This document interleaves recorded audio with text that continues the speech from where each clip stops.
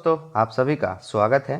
मेरा नाम है मूलचंद और सभी का अपने तहे दिल से स्वागत करता हूं अपने जो कि आपकी नई सीरीज स्टार्ट हो चुकी है एसएससी कंबाइंड फेज 11 जो 2023 में अभी 1.5 महीने बाद यानी कि 45 दिन के बाद एक बहुत बड़ा एग्ज़ाम होने वाला है, जिसके अंतर्गत मैंने आपको बताया है कि ऑल इन वन, जिसमें आपका तीनों आपकी क्वालिफिकेशन के लिए मैं यहाँ पे वीडियो लेकर आया हूँ, 10th के लिए, 12th के लिए और ग्रेजुएशन के लिए।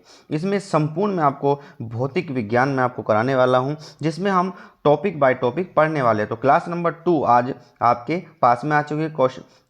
हमारी जो क्लास है वो ऑलरेडी एक चैनल पे आ चुकी है। एक बार उसको विजिट करिएगा और एनालिसिस करिएगा और हर एक नोट्स को अच्छे से वेल प्रिपेयर करके चलिएगा। मैं हर एक पॉइंट टू पॉइंट आपके बीच में लेकर आऊँ। तो चलिए बच्चों, समय का ज़्यादा अभाव है तो हम अपनी क्लास को स्टार्ट करते हैं। पहला क्वेश्चन आपके बीच में है, गैस तापीय द्रव मापीय की तुलना में ज़्यादा संवेदी होते हैं। क्योंकि दोस्तों हम सभी को पता है कि बात कर रहा है किसकी, गैस तापीय और द्रव तापियों की तुलना में ज़्यादा संवेदी होते हैं। तो इसका सही आंसर हमारा क्या होता है, जो कोफिशिएंट होता है, जो हमारा कोफिशिएंट थर्मल कोफिशिएंट होता है वो हमारा क्या होता है, तो प्रसार गुणांक अधिक होता है। बच्चों ये भी ध्यान रखना, क्या होता है इसका, प्रसार गुणांक अधिक होता है। आगे बढ़ेंगे, क्वेश्चन नंबर 2, ठीक 0 डिग्री सेल्सियस पर कटोरे में रखे पानी और पानी में क्या परिवर्तन आता है। दोस्तों फिर से सुनिएगा, ठीक 0 डिग्री सेल्सियस पर कटोरे में रखे बर्फ और पानी में क्या परिवर्तन आएगा। दोस्तों ध्यान रखना, इस पर कोई परिवर्तन नहीं आएगा, ये भी आपको ध्यान रखना है। क्यों? क्योंकि बात किसकी होती है, तो याद रखना यहाँ पर बात होती है कि हमारे पास में केमिकली और भौतिकली फिजिकल दोनों के दोनों टेस्ट यहाँ पर लगने वाले हैं। चलिए आगे बढ़ेंगे, क्वेश्चन नंबर 3 आपके बीच में है। तो दोस्तों यहाँ से अगर हम बात करेंगे, भाप के इंजन में उबलते पानी का तापमान अधिक होता है, क्योंकि हम सभी को पता है इसका आंसर क्या होने वाला है, पानी में घुले हुए पदार्थों की वजह से बॉयलर के अंदर निम्न दाब होता है, बॉयलर के अंदर उच्च दाब होता है, या अग्नि बहुत उच्च ताप पर होती है। तो दोस्तों इसका सही आंसर हमारा जो हो जाता है वो क्या होता है, बॉयलर के अंदर उच्च दाब होता है, इसीलिए। चलिए क्वेश्चन नंबर 4 आपके बीच में है, आर्द्रता मापने के लिए निम्न में से किस उपकरण का प्रयोग किया जाता है। दोस्तों ध्यान रखना, आर्द्रता मापने के लिए हम किसकी, हाइग्रोमीटर की आवश्यकता पड़ती है। लेकिन यहीं पर क्या है, दूसरा ऑप्शन भी हमारे पास में उपकरण का, वो क्या होता है, स्लिंग साइक्रोमीटर। इसका सही आंसर हो जाएगा स्लिंग साइकोमीटर। चलिए आगे बढ़ेंगे, क्वेश्चन नंबर 5 आपके बीच में है, जल का त्रिबिंदु कितना होता है। दोस्तों ध्यान रखना, जल का जो हमारा त्रिबिंदु होता है वो कितना होता है, 273.16 कैलोरी होता है। ये भी आपको पता होना चाहिए। जितने भी क्लास आपके बीच में लेकर आ रहा हूँ वो बहुत ही बेहतरीन और बहुत ही ज़बरदस्त होने वाली। आसूत जल का हिमांक कितना होता है। दोस्तों ध्यान रखना, आसूत जल का जो हिमांक है वो कितना होता है आपका, 0 डिग्री सेल्सियस होता है, 0 डिग्री सेल्सियस होता है। क्वेश्चन नंबर 6 का सी ऑप्शन ये आपका करेक्ट हो जाता है। आगे बढ़ेंगे, प्लांक नियतांक की इकाई है। तो दोस्तों प्लांक नियतांक की जो इकाई वो होती है, जूल सेकंड होती है। क्या होती है आपकी, जूल सेकंड होती है। आगे बढ़ेंगे, प्लांक नियतांक में किसकी विमाएँ होती है। दोस्तों इसमें किसकी विमाएँ होती है, तो कोणीय गति की विमाएँ इसमें होती हैं। ठीक है, अभी मैंने इसकी आपको यूनिट बताई है, क्या, जूल सेकंड होती है। आगे बढ़ेंगे, जब मोटे कांच के गिलास में गर्म पानी डाला जाता है तो गिलास चटक जाता है, क्योंकि गिलास क्या होता है, हम सभी को पता है, सुचालक हो नहीं सकता तो कुचालक ही होगा, इसीलिए चटक रहा है। ऊष्मा का कुचालक है, इसलिए भीतरी सतह का विस्तार होने लगता है। तो क्वेश्चन नंबर 9 का ए ऑप्शन आपका करेक्ट हो जाता है। आगे, निम्न में से ऊष्मागतिकी का प्रथम नियम किससे संबंधित है। दोस्तों ध्यान रखिएगा, इसका सही आंसर ऊर्जा संरक्षण का नियम होता है। तो ये भी हमें पता लगा। क्वेश्चन नंबर 10 का ए ऑप्शन आपका करेक्ट हो जाता है। आगे क्वेश्चन नंबर 11, एक वास्तविक गैस आदर्श गैस के रूप में क्या कार्य करती है। दोस्तों ध्यान रखना, वो हमारी क्या होती है, निम्न दाब और उच्च ताप पर होती है, या उच्च दाब और निम्न दाब पर होती है, या उच्च दाब और उच्च ताप पर होती है, या निम्न दाब और निम्न ताप पर होती है। तो इसका सही आंसर क्या होगा दोस्तों, निम्न दाब और उच्च ताप पर होती है। तो ये भी आपको पता होना चाहिए। 11 का ए ऑप्शन इज आपका करेक्ट हो जाता है। आगे 20, ये आपका 12 नंबर का 12 नंबर क्वेश्चन आपके बीच में आ चुका है। साइकिल के टायर का अचानक से फट जाना क्या दर्शाता है? दोस्तों याद रखना क्या कहलाता है इसको? एंटीबायोटिक प्रक्रिया कहते हैं। ये भी आपको पता, एंटीबायोटिक प्रक्रिया इसको हम कहते हैं। चलिए, तो 12 नंबर का बी ऑप्शन इज आपका करेक्ट हो जाता है। आगे बढ़ेंगे। क्वेश्चन नंबर 13, काले पिंड किस तरह के विकिरण की अवशोषित कर सकते हैं? दोस्तों याद रखना, जो हमारे काले पिंड होते हैं वो किस तरह के विकिरण को अवशोषित कर सकते हैं? कम तरंग दैर्घ्य वाले, मध्यम तरंग दैर्घ्य वाले, उच्च तरंग दैर्घ्य वाले। तो ये सभी प्रकार की क्या से होते हैं? सभी प्रकार की तरंग दैर्घ्य है जो काले पिंड की किस तरह की विकिरण को क्या कर आसानी से अवशोषित कर सकता है। आगे बढ़ेंगे। क्वेश्चन नंबर 14, रेफ्रिजरेटर में शीतलन यंत्र कहाँ होने चाहिए? तो ये भी पता होना चाहिए। ध्यान रखिएगा, अति महत्वपूर्ण क्वेश्चन है, बार बार इस तरह से पूछे जाते हैं। रेफ्रिजरेटर में शीतलन यंत्र कहाँ होने चाहिए? दोस्तों याद रखना, वो हमारे कहाँ होते हैं? शीर्ष पर होते हैं। चलिए आगे बढ़ेंगे।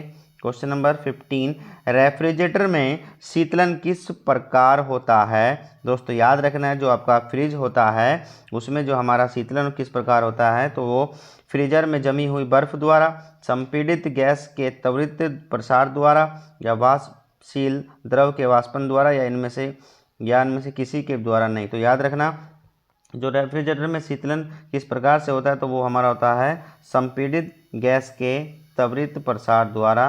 दोस्तों 15 नंबर का आपका बी ऑप्शन इज आपका करेक्ट हो जाता है। आगे 16 नंबर क्वेश्चन, निम्न में से तापमान के बारे में क्या सच नहीं है? दोस्तों ध्यान रखिएगा, यह 7 मूल राशियों में से एक है। ये इसकी एसआई इकाई 0 डिग्री सेल्सियस में मापा जाता है। ताप 0 डिग्री क्या होता है? सेल्सियस 273.15 के होता है। या उपरोक्त दिए गए सभी विकल्प सही है। तो हम सभी को पता है जो तापमान की एसआई यूनिट होती है वो क्या होती है दोस्तों? वो होती है हमारी कैलोरी। तो यही आपका क्या है, ये सही नहीं था, तो इसके हिसाब से हमारा ऑप्शन ये सही हो जाता है। चलिए आगे बढ़ेंगे। जल का घनत्व 1G डिग्री सेल्सियस है, यह बिल्कुल सही है। तो याद रखना दोस्तों, ये किस पर होता है? तो ये हमारा होता है 4 डिग्री सेल्सियस पर। क्या होता है? 4 डिग्री सेल्सियस पर। हम सभी को पता है पानी का जो सबसे ज़्यादा घनत्व होता है वो किस पर होता है? 4 डिग्री सेल्सियस पे ही होता है। आगे बढ़ेंगे। 18, किस द्रव का तापमान फ़ारेनहाइट पैमाने पर 32 डिग्री है? सेल्सियस पैमाने पर उसका तापमान कितना होगा? तो दोस्तों उसका जो तापमान होने वाला है वो कितना होगा दोस्तों? वो हमारा हो जाएगा कितना? 0 डिग्री सेल्सियस हो जाएगा। तो ये भी आपको पता होना चाहिए, एक फॉर्मूला होता है वो आपको पता होना चाहिए। चलिए क्वेश्चन नंबर 19, दूर से चमकते पिंडों के तापमान को किस यंत्र से निर्धारित करते हैं? दोस्तों ध्यान रखेगा, इसका सही आंसर आपका क्या हो जाएगा? तो याद रखिएगा, दूर से चमकते पिंड के तापमान को किस यंत्र द्वारा हम मापते हैं? तो ये दोस्तों ध्यान रखना, ये पायरोमीटर हम इसको कहते हैं। दूर से चमकते पिंड के तापमान को किस यंत्र द्वारा निर्धारित करते हैं? तो ये होता है पायरोमीटर। आगे बढ़ेंगे। क्वेश्चन नंबर 20,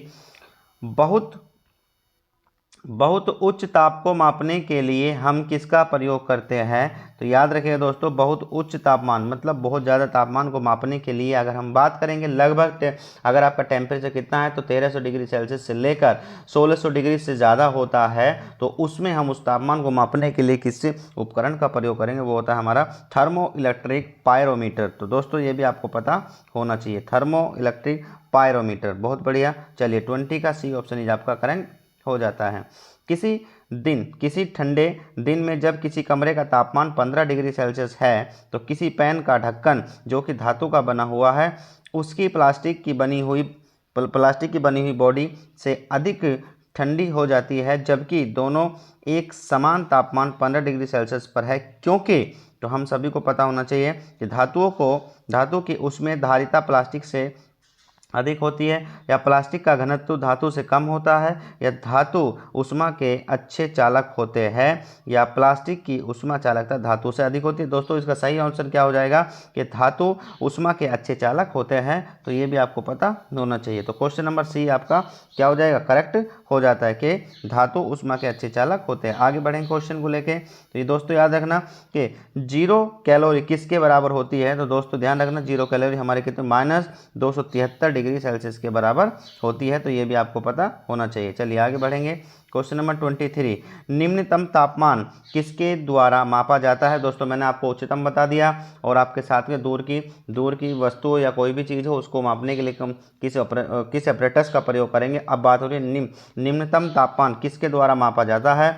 दोस्तों याद रखना वो होता है कौन सा, एल्कोहल मीटर। क्या होता है, एल्कोहल थर्मामीटर होता है। इससे हम क्या निम्नतम तापमान, जैसे अगर हम कहेंगे क्या नॉर्मली आपका बॉडी का टेम्परेचर मापना है तो हमारा थर्मामीटर से मापा जाता है। आगे बढ़ेंगे 24, किस तापमान को परम शून्य ताप कहते हैं। दोस्तों याद रखना कि जिस पर आणविक गति रुक जाती है, जिस पर पानी उबलता है, जिस पर द्रव हीलियम उबलता है, जिस पर आयतन शून्य हो जाता है। तो 24 का किस तापमान को परम शून्य ताप कहते हैं जिस पर आणविक गति रुक जाती है। दोस्तों यही इसका आंसर आपका करेक्ट हो जाएगा। 24 का ए ऑप्शन आपका करेक्ट हो जाता है। 25, किसी पदार्थ में ताप परिवर्तन के दौरान संग्रहित ऊष्मा ऊर्जा किस रूप से संग्रहित रहती है।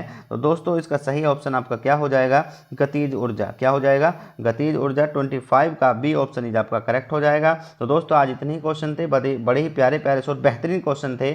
मैं फिर से ऊष्मा और उसमें गतिकी के क्वेश्चन लेकर आऊँगा। जितने भी क्वेश्चन हैं, जितने भी अति महत्वपूर्ण है वो मैं आपके बीच में लेकर आने वाला हूँ। बच्चों कंटिन्यू अपनी क्लास को शेयर करते रहिएगा, ज़्यादा से ज़्यादा लाइक करते रहिएगा और अपने परिवार को सपोर्ट करिएगा। और अच्छे से मैं आपको बेहतरीन और भी अच्छे क्वेश्चन आपको जल्द से जल्द मैं आपके बीच में लेकर आना। हमारा टारगेट पूरा जीके और जीएस का 45 दिन का, मैं आपको 45 दिन के अंदर टोटल जीएस आपके बीच में लेकर आऊँगा, जिसके अंतर्गत मैं आपको भौतिक हो गया, रासायनिक हो गया, जीव हो गया, पॉलिटी हो गया, हिस्ट्री हो गया, इकोनॉमिक, ये सारे अति महत्वपूर्ण क्वेश्चन आपके लिए लेकर आ रहा हूँ। तो बच्चों मिलते हैं अगली क्लास में, तब तक के लिए thank you, bye, take care.